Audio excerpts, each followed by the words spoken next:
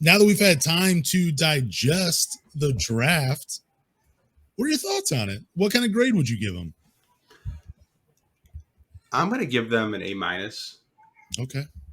I like when we were looking at the fifth pick. You said Taylor Hendricks. I thought Cam Whitmore might be in play. God, was I wrong? By the way, with that one, goes to 20 to the Rockets. But I like the pick with Ausar Thompson. I think he fills a need, and that is defense, and he's very versatile. And I think that just the way Troy was smiling during his presser tells me all I need to know about this kid. Like, he is so excited that he was there at 5. Like, he didn't think he was going to be there at 5. And I'm willing to kind of, give him a chance before I do have an opinion on him. With Marcus Sasser, bro, I love that pick.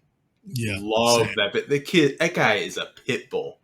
Like, he would be Terry Rozier if Terry Rozier played defense, or Tyrese Maxey if he played defense. Like that, I think the Sasser pick, more fans are just gonna fall in love with the kid because he's just such a scrappy defensive guard, and his catch and shoot numbers from 3 are insane. Like, I'm so happy they addressed 3-point shooting and defense in this draft, and I love it, man. I love this draft. Yeah, this was, I don't know. This might be, I wasn't high on Ausar when it first happened. The video's out there. I wasn't like jumping out of my seat or anything. But the few days since the draft, I have just fallen in love with that kid's game, man. Like, he is going to be such a fun player.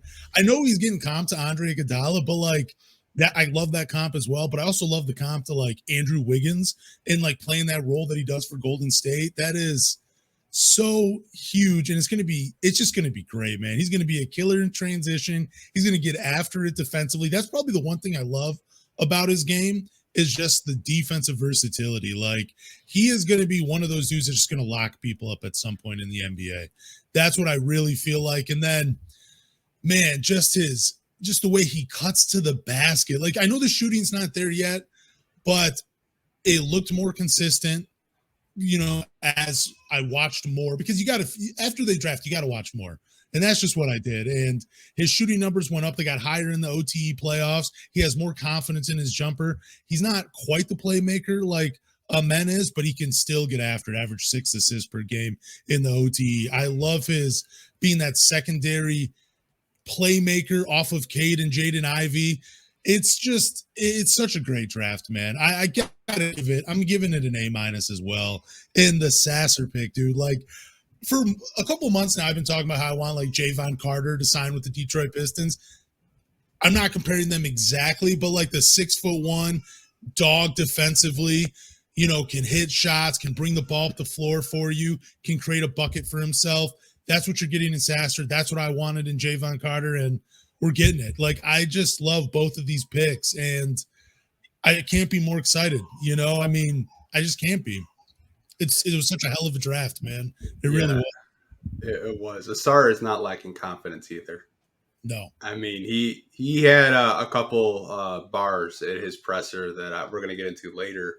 Kind of sparking that Pistons Rockets rivalry, which I think it might turn into a rivalry now if you kind of connect the dots, man. You had Cade and the Jalen Green fans. Now you're throwing Steven Silos into the mix, and now you got brothers. Like, it might be a legitimate rivalry. The one that the Pistons will just dominate year after year. But yeah, I loved it. I mean, both of these guys are going to fit in so well with the Pistons next year. Ausar, like we were just saying, like, there's no pressure for him either to play in Detroit. Like, he doesn't have to be the playmaker. He doesn't have to do anything extra offensively. He just has to be a dog defensively, which he's going to fit in just so nicely with Detroit. They need that type of guy with that mentality on that side of the ball. He's going to push it in transition. He's going to run with Cade. He's going to run with Jaden Ivey. Even Bojan might even run with him. Who knows? So it's going to be, what do you think about their fit, man? Like, I'm losing my train of thought just thinking about it. But what about you? How do you see these two fitting with Detroit next year? I think when I look at Ausar, he's kind of that wing that both of us have talked about since the season has ended. Like, what do the Pistons need to address in the draft? And we both said, we need a wing. and he checks that box.